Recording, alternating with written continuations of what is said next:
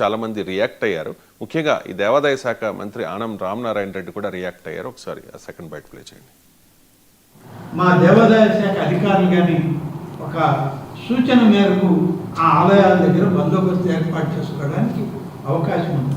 ఇవాళ పండా గారు వారు చెప్పారా లేదా తెలియదు, అవసరం లేదు. రేపు ఆ నివేదిక మా దగ్గర ఉన్నప్పుడు ఫలానా టైంలో ఫలానా ఉత్సవం జరుగుతుంది ఆ ఆలయంలో అనేది కాశీబొమ్మలు అనేది ఉన్నప్పుడు ఆటోమేటిక్గా జిల్లా యంత్రాంగం స్పందించే విధంగా మేము ప్రభుత్వం నుంచి నివేదికల్ని ఆదేశాలను ఇవ్వడానికి ఒక ఆలోచన చేస్తున్నాం. ఇంకా పరిపూర్ణమైనటువంటి ఆలోచనతో రాష్ట్రం మొత్తం మీద ఎటువంటి సంఘటనలు జరగకుండా ఈవెన్ ప్రైవేట్ వ్యక్తులు నిర్మాణాలు చేసేటువంటి వాటిలో చేయాలనేటువంటిదే ఇవాళ మా ప్రయత్నం. ఆ ప్రయత్నంలో మేము ముందుకు వెళ్తాం. ఇంకా కూడా మా శాఖకు సంబంధించిన సీనియర్ అధికారులు ఉన్నారు, ఆగమ పండితులు ఉన్నారు. వాళ్ళందరి యొక్క ఆలోచన, వారి యొక్క సలహాలు సూచనలు తీసుకొని ఒక నివేదికను తయారు చేసి ఒక యాక్షన్ ప్లాన్ని అన్ని జిల్లాలకి, అందరి ఈవోలకి, ఏసీలకు, డీసీలకు. రైట్ సార్, ఒకటి గుర్తొచ్చింది సార్ నాకు. తిరుపతిలో తొక్కిసలాటలో భక్తులు చనిపోతే అప్పుడు పవన్ కళ్యాణ్ సారీ చెప్పారు సార్. కానీ ఇప్పుడు ఈ ఘటన జరిగిన తర్వాత ఎవరు రియాక్ట్ అవ్వడం లేదు. అది మా పరిధిలోది కాదు, అది ప్రైవేట్ది, ప్రభుత్వానికి సంబంధమే లేదు, దేవాదాయ శాఖకు సంబంధమే లేదు, మేము ఎక్స్గ్రేషియా ఇచ్చాము అని చెప్పి ఏదో సమర్థించుకునే పని చేస్తున్నట్టుగా కనిపిస్తుంది సార్. Me comment please. అప్పుడు కూడా పవన్ కళ్యాణ్ సారీ చెప్పాడు, కానీ టీటీడీ చైర్మన్ సారీ చెప్పాల్సిన అవసరం లేదని కూడా అన్నాడు. Yes sir. తర్వాత రాజకీయ వివాదం కూడా అయింది. Yes sir. సో ఫండమెంటల్గా మనకు అర్థం కావాల్సింది, ఇలాంటి ఘటనలపైన సహజంగా మనలాంటి వాళ్ళం రాజకీయం ఉండకూడదు. ఎక్కడైతే పాలసీ ఫెయిల్యూర్స్ ఉన్నాయో వాటిని కన్స్ట్రక్టివ్గా అనలైజ్ చేసి వాటికి పరిష్కారాలు చెప్పగలగాలి. మనం ఇంతకుముందు చెప్పిన రియల్ టైం గవర్నెన్స్ను క్షేత్రస్థాయికి తీసుకురావాలి. ప్రతి శాఖ, ప్రతి అధికారి రియల్ టైం గవర్నెన్స్లో భాగం కావాలి. నా శాఖ పరిధిలో ఉన్న అన్ని అంశాలపైన ఎప్పటికప్పుడు నాకు సమాచారం ఉండాలి. మాకు సమాచారమే లేదు, ఆయన అక్కడ గుడి కట్టింది అంటే ఆయన మా అంగారగ్రహం మీద గుడి కట్టలే, చంద్రమండలం మీద గుడి కట్టలే. ఆయన 25,000 మంది వచ్చేదాకా పోలీసుల సమాచారం ఉండదు, దేవాదాయ శాఖ సమాచారం ఉండదు అంటే ఇంకెప్పుడు సమాచారం ఉంటుంది? అందుకే అది అందులో పర్వదినం దేవాదాయ శాఖ చేయాల్సిన పని ఏంటి? దేవాదాయ ధర్మాదాయ శాఖకు ఉన్న పని పర్వదినాలే కదా. కార్తీక మాసం, ఏకాదశి, శనివారం, వెంకటేశ్వర ఆలయం, ఇంకనన్నా మీకు అధికారులతో ఉండాలి కదా. సో అందువల్ల ఇది ఒక్క చంద్రబాబు పాలనలోనే జరిగిందని మనం లేము. ఇప్పుడు శబరిమల ఇన్సిడెంట్ జరిగింది, హత్రాస్ జరిగింది, మధ్యప్రదేశ్లో జరిగింది, మహారాష్ట్రలో జరిగినాయి.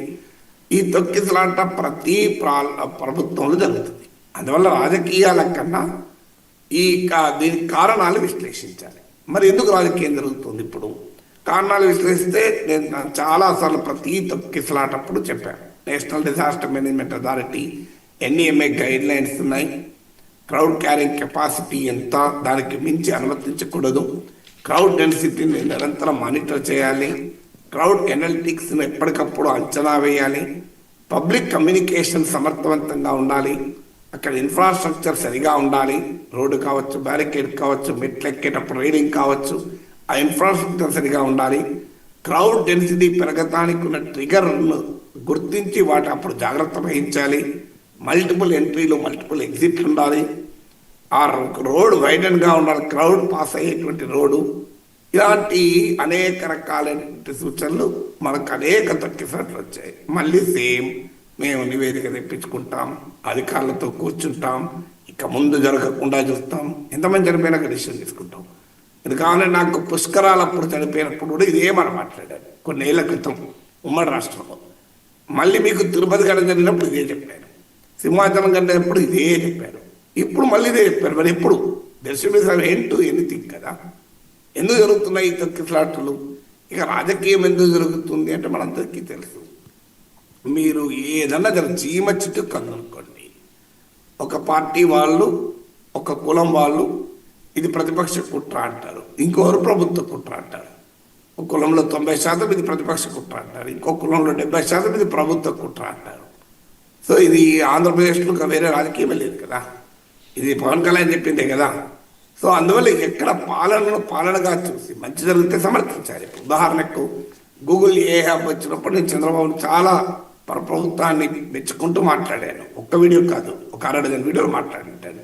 లక్షల మంది చూశారు. అప్పుడు వైసీపీ తీసుకున్న వైఖరిని కడిగి పారేశాను.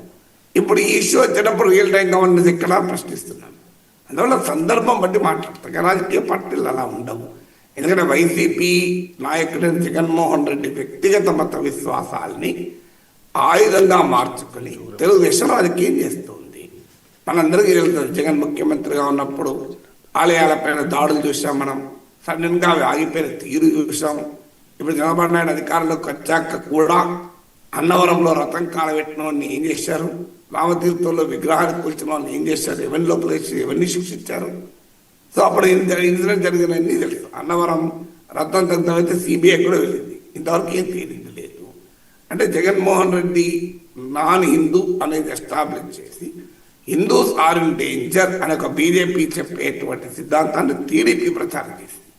ఆ తర్వాత మళ్ళీ అధికారంలోకి తామే వచ్చాక తిరుపతి ఇన్సిడెంట్ చూసాము. అసలు ఒకవైపు ఏమో ఈవో అన్నాడు, నెయ్యి కల్తీ గుర్తించాము, దాన్ని రిటర్న్ చేశాము, వాడలేదు అన్నాడు. కానీ ముఖ్యమంత్రి నెయ్యి వాడినట్టు మాట్లాడారు. సుప్రీంకోర్టు కూడా తప్పుపట్టింది. ఒక ముఖ్యమంత్రి స్థానంలో ఉండి అది నిర్ధారణ కాకుండా మీరు వాడారు అని ఎలా చెప్తారు? ఇది కోట్లాది ప్రజల మనోభావాలకు సంబంధించిన అంశం. ఎందుకంటే ఇప్పటికీ సిట్టు వేశారు, సిట్టు నివేదిక సమర్పించలే. అంటే వాడినో లేదో ఇంకా ఎస్టాబ్లిష్ కాలే, కానీ ఇప్పటికే వాడారని చెప్పారు. దేవదేవునికి అపవిత్రత కదా. అక్కడ ఎందుకు అంటే జగన్మోహన్ రెడ్డి రాజశేఖర టైంలో కూడా మనం చూసాం, 7 కొండలకు ప్రమాదం ఏర్పడింది, అన్యమత ప్రార్థనలు జరుగుతున్నాయి. ఇలాంటి ఇన్సిడెంట్స్ అన్నీ అవుట్ ఆఫ్ పెద్ద ఎత్తున బ్లో అప్ అయినాయి. సో జగన్మోహన్ రెడ్డి క్రిస్టియన్ కనుక ఆయన తిరుమల పవిత్రతను దెబ్బతీస్తున్నాడు అనే నెరేటివ్ను టీడీపీ బాగా ప్రచారం చేసింది. కానీ ఇప్పటి వరకు ఎస్ఐటి ఏం చేసిందో ఎవరికి తెలియదు. ఇక ఇప్పుడు వైసీపీకి అవకాశం వచ్చింది. వాళ్ళు విచిత్రంగా వాళ్ళు క్యాంపెయిన్ చేస్తున్నారు. చూడండి, అన్ని విష్ణుమూర్తి ఆలయాల్లోనే జరుగుతున్నాయి. మీరు చూడండి, నేను ఒక వాళ్ళ తరఫున మాట్లాడే వ్యక్తి టీవీలో మాట్లాడే చూశాను, సాక్షిలోనే చూశాను, సాక్షి టీవీలోనే. చూడండి, అన్ని విష్ణుమూర్తి ఆలయాల్లోనే జరుగుతున్నాయి. మీకు అది తిరుమల కావచ్చు, అది అన్నవరం, మీకు సింహాచలం కావచ్చు, ఇప్పుడు కాశీకి కావచ్చు. దేవునితో పెట్టుకుంటే, విష్ణుమూర్తితో పెట్టుకుంటే ఏం జరుగుతుందో చూడండి.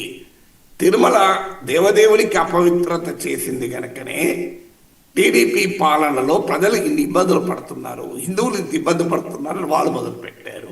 అది ఇంకా ఎక్కడ వచ్చారంటే మీకు సుబ్బారెడ్డి పిఏను అరెస్ట్ చేయడం వలన ఇది జరిగింది, అది అరెస్ట్ అయిన వెంటనే జరిగిందని కూడా ఆర్గ్యుమెంట్ చేశారు. ఎందుకంటే ప్రజల నమ్మకాలు అట్లుంటాయి కనుక వాళ్ళు దాన్ని ఉపయోగించుకుంటున్నారు.